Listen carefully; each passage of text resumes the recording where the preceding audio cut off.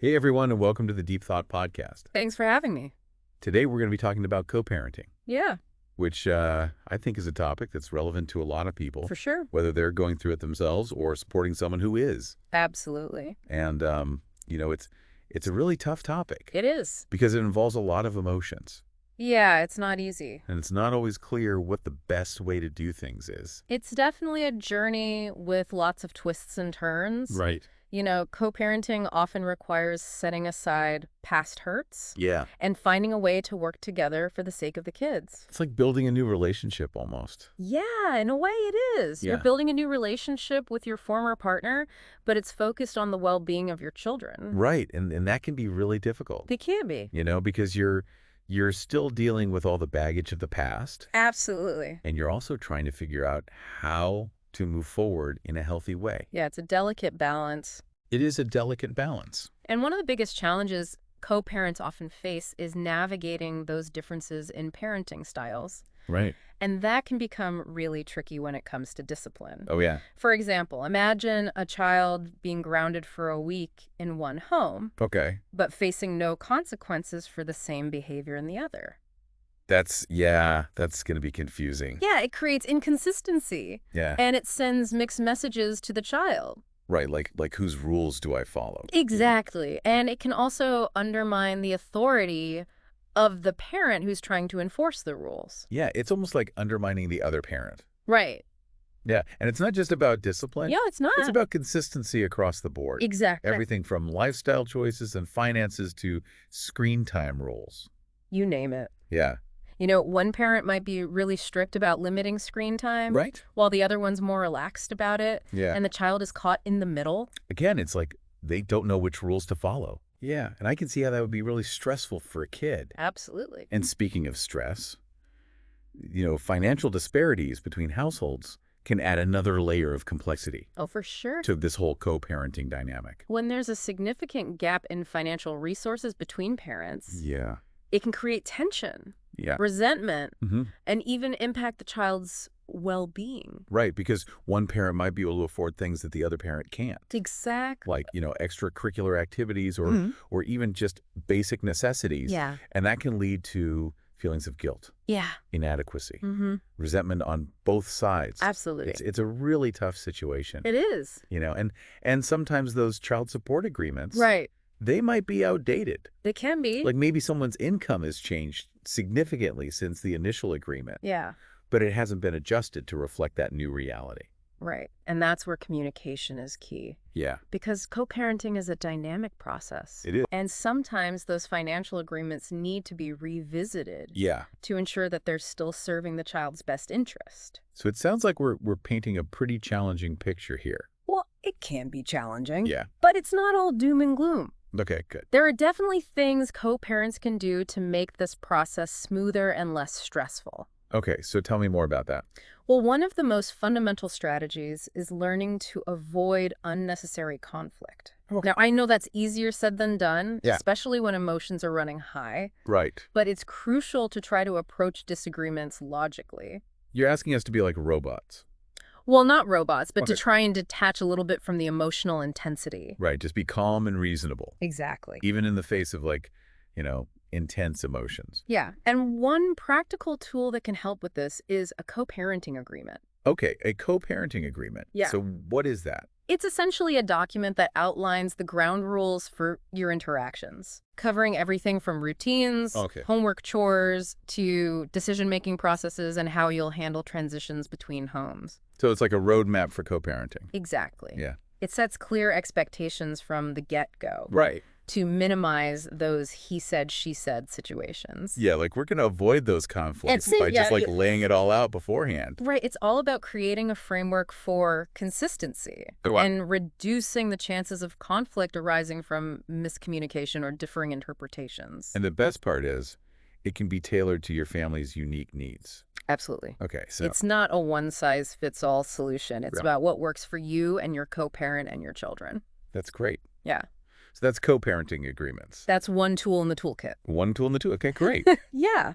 Welcome back to the Deep Thought Podcast. So we were talking about co-parenting agreements. Right. Laying that groundwork Yeah. for a smoother journey. But, even with the best intentions, Yeah. communication breakdowns can happen, Oh, for sure. especially, in this type of relationship Right. with all its complexities. Yeah, absolutely. So when you hit those bumps, Yeah, what do we do? active listening. Active listening. Okay. Yeah, going beyond just hearing Right. to truly trying to understand, Mm-hmm. even if you don't agree with it. Yeah, that's hard, It is hard. especially when you're feeling triggered It is. or defensive. It is, but it's a skill, Okay. like any other skill. So how do we practice it? Well, pay attention to those moments when you feel tense. Okay. When you're interacting with your co-parent. Yeah. What are those words or topics Mm-hmm. that really push your buttons? Okay. Once you know your triggers, you can start to manage them. So it's about self-awareness Yeah, and then having a plan. exactly. Oh. So when you're actively listening, Okay. really try to focus. Mm-hmm. Put your phone away, make eye contact, Mm-hmm. resist that urge to interrupt. Don't interrupt. Don't interrupt. Let Yeah. them finish. Got it. And try to empathize. Okay. Even if you don't agree, See their perspective. see their perspective. Okay. Doesn't mean you condone it, Right. but you understand it. Okay. Then, to be sure you're on the same page, reiterate what you've heard. So like summarize it back to them. Yeah. Okay. Because what you're saying is, and then summarize, Got it. that shows you're listening Mm. and it clarifies any misunderstandings. Yeah. So we're speaking the same language. Exactly. Okay. Now, here's another tip. Okay. Requests, not demands. Okay. So instead of saying you need to do X, Yeah. try, Yeah. would you be willing to consider doing X? Okay. So it's like we're a team. Yes, teamwork, Yeah. even with tough topics. Okay. And of course, always remember, Yeah. keep the conversation child-focused. The kids come first. Kids come first. Easy to get caught up, but their well-being is the priority. Take the high road. Take the high road, Yeah. even when it's tempting Right. to, Yeah. get into it. Yeah. Focus on their well-being. Okay. All of this is great advice, Mm-hmm. but what if communication completely breaks down? Well, in those situations, Yeah. it might be time for professional guidance. Like therapy. Exactly. Okay. Co-parenting therapy. Yep. A therapist can provide that neutral space Right. to work through those differences, Mm-hmm. develop healthier communication, Okay. and learn to co-parent more effectively. So it's like having a referee Yeah, to keep things fair. exactly. A referee in the co-parenting game to Okay. help navigate those tricky moments. Yeah, and it's not a sign of weakness No, it's not. to ask for help. It's a sign of strength Okay. because you're prioritizing your child's well-being. I like that. Yeah. It's about recognizing when you need support Absolutely. and then getting it. Yeah. And that support could also come from building a network. Yes, a support network Okay. outside of therapy. So like friends, family, Family, friends, support groups. support groups even. Yeah. Having people to confide in. Yeah, to vent, to Vent. Yeah. get advice from. Get advice. That can make a big difference. It can. Okay, so we're not alone. You're not alone. Yeah. You have your team. Like a team of cheerleaders. Yes, your cheerleaders. Okay. To encourage you, Right. remind you you're not alone. It's a tough journey. It can The be. parenting, It can be emotionally draining. it And can. self-care. Self-care, yes, that's so important. So important. But how do we find the time for that? Well, even small acts can make a big difference. Like what? Taking a relaxing bath, Okay. reading a good book, Okay. going for a walk, Mhm. listening to music, Okay. anything that helps you unwind, Yeah, just recharge. reconnect with yourself. I like it. Yeah, even 5 minutes of meditation Okay. can be helpful. So we have to make time for ourselves. You have to. Okay. It's not selfish. Right. It's essential. And sometimes self-care might also mean asking for help, Yes. right? Like calling a friend, Calling a friend, watch the kid, you watch the kids, or going to therapy. going to therapy. Yeah. Okay. Recognizing you need a break. Yeah. It's a sign of strength. It is. Not weakness. And it takes a village It takes a village, to raise a child. especially in a co-parenting situation. So build your village. Build your village. Okay. I love that. Yeah. So we've talked about communication, We have. self-care. We have. Now let's talk about boundaries. Boundaries. Yes. So what do you mean by that in co-parenting? Well, think of boundaries as those invisible lines Okay. that define what's acceptable and unacceptable. Okay. They protect your emotional well-being Mm-hmm. and ensure communication stays respectful and productive. Okay. So how do we set those boundaries? Well, first you have to identify them. Okay. What are they? What are you absolutely not willing to tolerate? Yeah. What are the topics that always lead to arguments? Right. What behaviors leave you feeling disrespected or drained? For me, it's when my ex criticizes my parenting in front of the kids. That's a great example of a boundary. Yeah. Once you've identified them, Okay. you have to communicate them Communicate them, but how? clearly and assertively. Okay, but that can be hard It can be. without starting a fight. Remember those I statements? Oh, yeah. They can be helpful. Okay. Instead of, you always have to be right, Yeah. you can say, I feel disrespected Okay. when my parenting decisions are criticized, Right. and I would appreciate it Okay. if we could focus on solutions. So we're collaborating. We're collaborating, Yeah. not controlling. Okay. Boundaries are not about controlling. Got it. They're about protecting yourself, Okay. creating a healthier dynamic. And if the other person doesn't respect those boundaries? Well, if they repeatedly disrespect them, Yeah. despite your efforts to communicate, Okay. it might be necessary to limit contact Okay. or involve a third party, Like a therapist? like a therapist or mediator, Okay. to help facilitate and enforce. So it's about drawing a line It is. and saying, this is where my well-being begins. Exactly. Right. Sometimes you need to take a step back Right. to protect yourself Protect yourself. and your emotional well-being. It's not about punishment. No.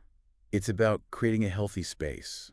Exactly. A healthy space for everyone. This has been really helpful. Good. We've talked about a lot. We have. Communication, self-care, Yes. setting boundaries. Boundaries are important. They are. Yeah. So we have like a toolkit now. You do a toolkit for co-parenting. Yeah. And remember, it's a journey. It is. It's not a destination. Right. There will be ups and downs. Yep. Moments of harmony and moments of conflict. For sure. But with the right tools and mindset, Yeah. you can navigate those challenges Okay. and create a more positive, Yeah. fulfilling experience for Mindful everyone. For you and for your child. I like it. Welcome back to the Deep Thought Podcast for the final part of this conversation, all about co-parenting. In the last two segments, we've really dug deep into some of the foundational elements of co-parenting. Communication skills, Wow. self-care practices, and setting those really important boundaries. Now we're going to put all that into action. Yeah, let's get practical. By looking at some of the common co-parenting scenarios that tend to trip people up. Right, the stuff that gets real. The stuff that gets real, exactly. Yeah. Those situations where even when you have the best intentions as co-parents, things can still get very tricky. Yeah, and I'm thinking about holidays, vacations, even just like those everyday decisions. Yeah, that's sometimes blow up into these major conflicts. Yeah. For sure, those high-stakes situations, they can really test the strength of even the most rock-solid co-parenting relationships. So, let's start with holidays. Okay, holidays, yeah. They're supposed to be joyful, but Sure. they can also be really stressful for co-parents, especially when you're newly separated. Yeah, especially in those early stages when everything's still raw, all those feelings of loss and change, they tend to get amplified during the holidays. Right, and then you have to figure out who's got the kids for what, splitting up Christmas morning and Thanksgiving dinner. Right, it can feel like a constant tug of war with the kids caught in the middle. Which is not good for anyone. It's not good for anyone, and it's important to remember that the holidays are really for the children. Okay, so how do we make it less stressful? Well, it really all comes back to what we've been talking about. Communication, open and honest communication with your co-parent, early and often. So we're not springing any surprises. Exactly. No surprises, no last-minute changes. You want to plan well in advance, give each other plenty of notice. So everyone can adjust schedules and manage expectations. Exactly. And remember, flexibility is key. Like if you usually have Christmas Eve, maybe switch it up one year so the other parent can have that special time. Exactly. Be open to compromise, find solutions that work for everyone, even if it means letting go of some of your own preferences. And speaking of flexibility, what about when parents live far apart? Yeah, that adds another layer of complexity. And you have to factor in travel time for the kids. It definitely does.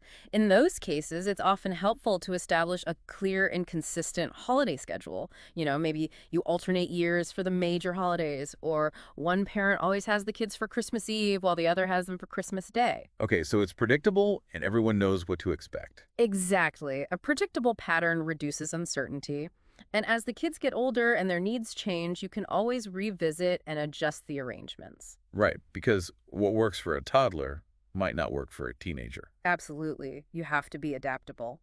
Okay, now let's talk about vacations, another potential minefield. Oh yeah, vacations, especially if you want to travel out of state or even out of the country. The same principles apply here. Communication and planning, talk to your co-parent well in advance, get any necessary consents or documentation, especially if you're going international. Don't want to get stuck at the airport because you're missing a form. Exactly. And be mindful of the other parent's time with the kids.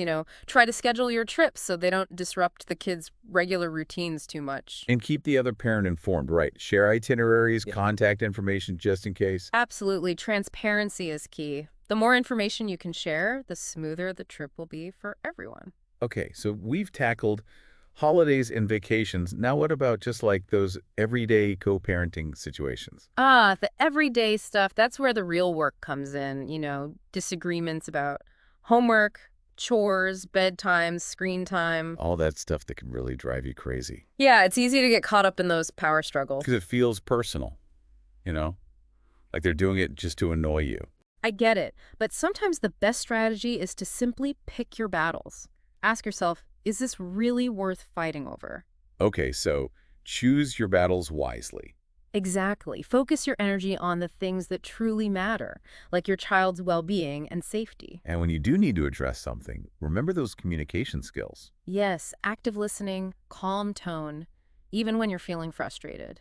Try to see their perspective, even if you don't agree with it. Right, and remember, it's not about being right. It's about finding a solution that works for everyone. We're a team, even if it doesn't always feel like it. Exactly, and if you're really struggling, don't hesitate to seek professional help. Like a therapist who specializes in co-parenting. Exactly, a therapist can help you develop those communication and conflict resolution skills. Give you strategies for handling those tough situations. Co-parenting, it can be challenging, but it can also be incredibly rewarding.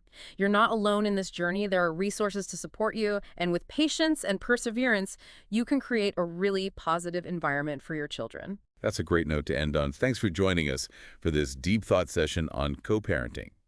If you enjoyed this episode, please hit that like button and subscribe to our channel for more deep thoughts. And be sure to check out the links below for more resources on this topic. Also, check out our other podcasts for different topics you might enjoy. Until next time, keep those deep thoughts flowing.